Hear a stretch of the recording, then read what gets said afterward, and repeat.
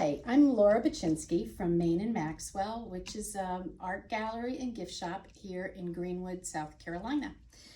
In addition to selling all kinds of fabulous art and pottery and jewelry and woodworking and any kind of handcrafted item, all from South Carolina, mostly local right here in Greenwood.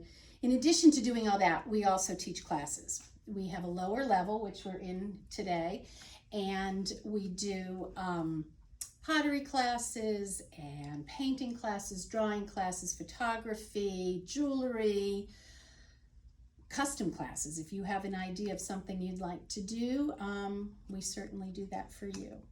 Today, I'm going to show you a method of doing a traditional Japanese indigo dyeing, which is called Shibori. Taking that and translating it to a COVID-19, you're stuck at home and you need something fun to do. It'll be great for you, for your kids. It'll be a good intergenerational activity as long as it's with people you've been with this whole time. Don't introduce new people and all that good stuff. You can also do it outside. I would recommend that because it does have permanent dye with it. So we're gonna get started. It's a real easy, very beginner-friendly process. So the materials you need to have some liquid. I would recommend liquid dye. RIT is a great brand. We today are using navy, and that is because they were out of the indigo blue color, but you certainly can use any color you like. This would be beautiful with a pale pink, purple, red.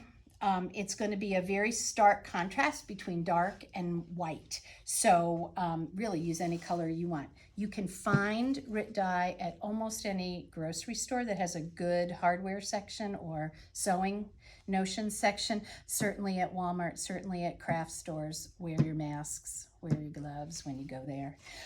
You need cotton string. This is just a great cotton crochet string. Inexpensive, you don't need anything fancy. And then you need cotton fabric. We have here a pile of what are called flour sack towels. You can get these in bulk online. You can also get them at the grocery store or at places like Walmart. And you need a pair of scissors, sharp little pointy scissors. These are good ones as well. And then you need some white vinegar. So, and our list of supplies are up here, so we'll make sure we get that on the video so that you don't have to scramble for what we're doing. You also probably want some paper towel just in case you have a little spill. So the first thing that you need to do is mix the dye according to the directions on the bottle. I always go with a much stronger concentrate because you want a nice deep dark blue. You'll see this is a really beautiful deep blue. This one is a little lighter, less time in the dye, less blue dye, and I like the darker. It just has a better contrast, I think. So I've mixed the whole bottle of dye in this bucket of hot water, hot from the tap. It doesn't have to be boiling so that it's dangerous. So the first thing you want to do is you want to take your towel, and we are doing a knot or a tying method. This is so much like tie-dye, except we're using string, not rubber bands. And the knot or the design that we're going to do is going to be a circular design when it's all uncut, when the strings are cut, and it's called nimaki. That is the name of the pattern that we're doing. Simple, simple.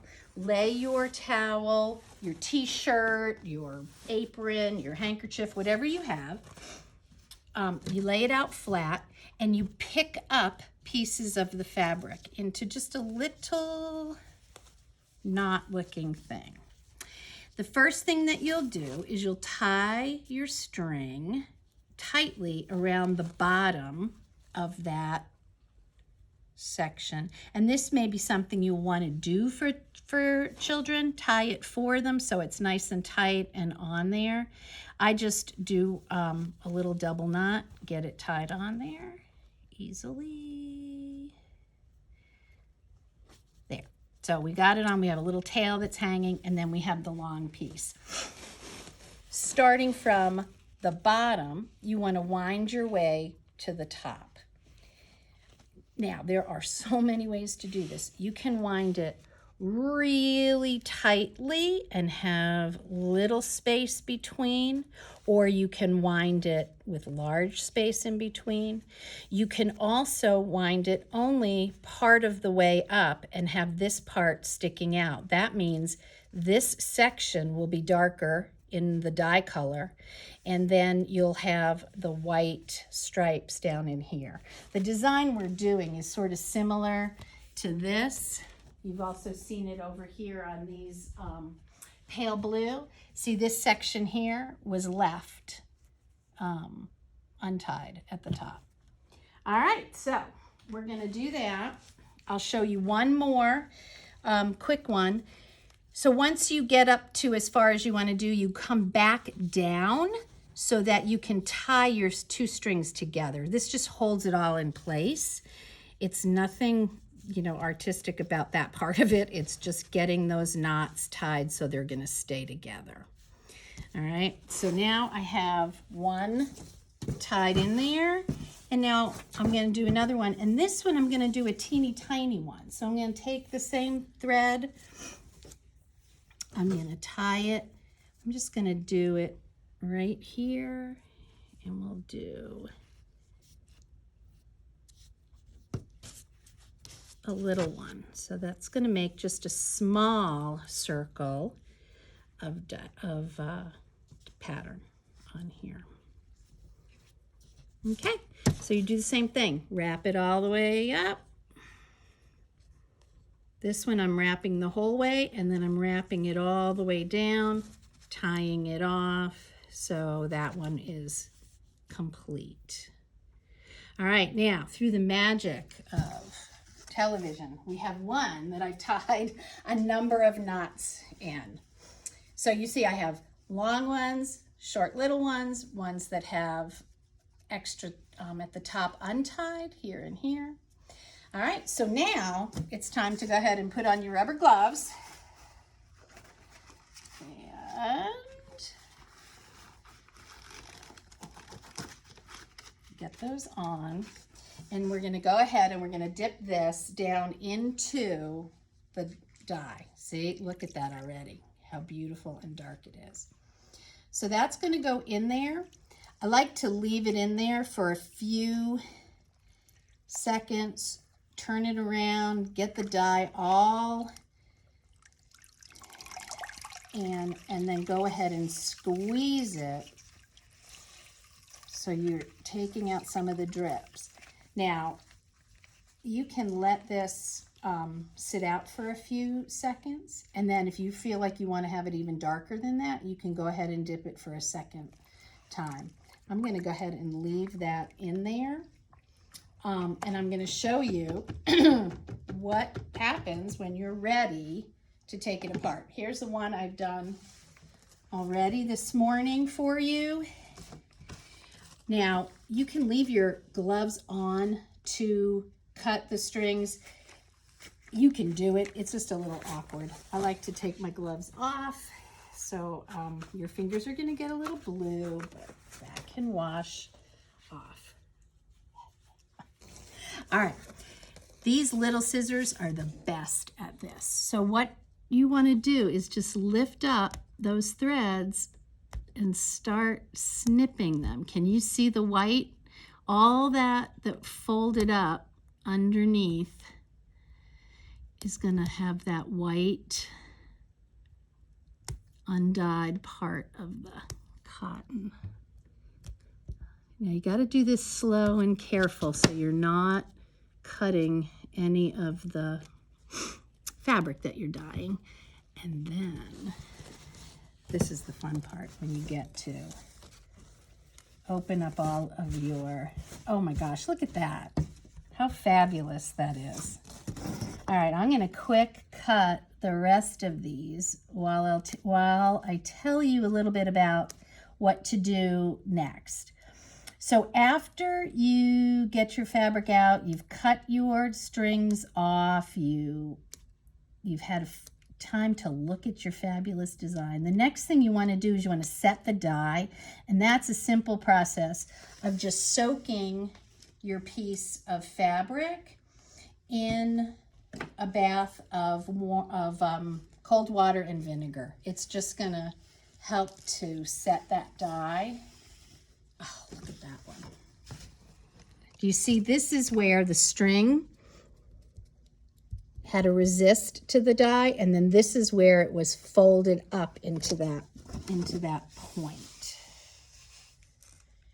So I'm going to do one more for you to show you the contrast. Now, real indigo dyeing is done by harvesting indigo, the leaves from an indigo plant, and those then get steeped like a tea, and they dry out that tea, and they get an indigo paste, and they make a powder from it. It's a very, very interesting, not too complicated process, but time-consuming process. And this is just makes it just it's a cheat, but it'll make it much easier. But you can also buy indigo powder from craft stores online. See, look at that. Here's one that had a large end tip on it. So once you soak it in the vinegar, then you are going to want to rinse it a few times until the water runs basically clear. It's always hard to get every bit of blue out of there. But you'll just go ahead and soak it in the vinegar and rinse it off, line dry it, and then you will be ready to use it and to wash it. It will be washable. I certainly don't put it in a bleach wash, but it will be washable. Look at that cute little one. And here was the one that had the big piece in there. Okay, I got two more. You're all being very patient while I do this. Through the magic of television, I should have had one that was already all cut. Anyway, so while I'm finishing this, I'll tell you about what a fabulous community Greenwood is. It'd be a great place for you to come and visit. Our uptown has wonderful shopping. In addition to our shop, we're the only shop that carries handcrafted local art and items. We have some fabulous gift shops, furniture shops, jewelry stores, women's clothing, shoe store, men's clothing, great restaurants. All right, look, there is our finished product. Let me move all this out of your way. And look, I've done this whole thing in the time that you've been watching this video, so you can do this at home easily and quickly. These would be great. I mean, if you wanted to make pillows with these, curtains with these, this is a great project. And imagine it in another color. I mean, it would be beautiful in any other color. So thanks for watching. Go get your supplies, set it up outside on a beautiful spring day. And if you want, you could send us your videos or send us photos of your projects that you've done. You can contact us at Main and Maxwell on Facebook. You can find us, and on Instagram also at Main and Maxwell, M-A-I-N and Maxwell, M-A-X-W-E-L-L. Thanks for watching. It was fun to do. Have a good time doing it.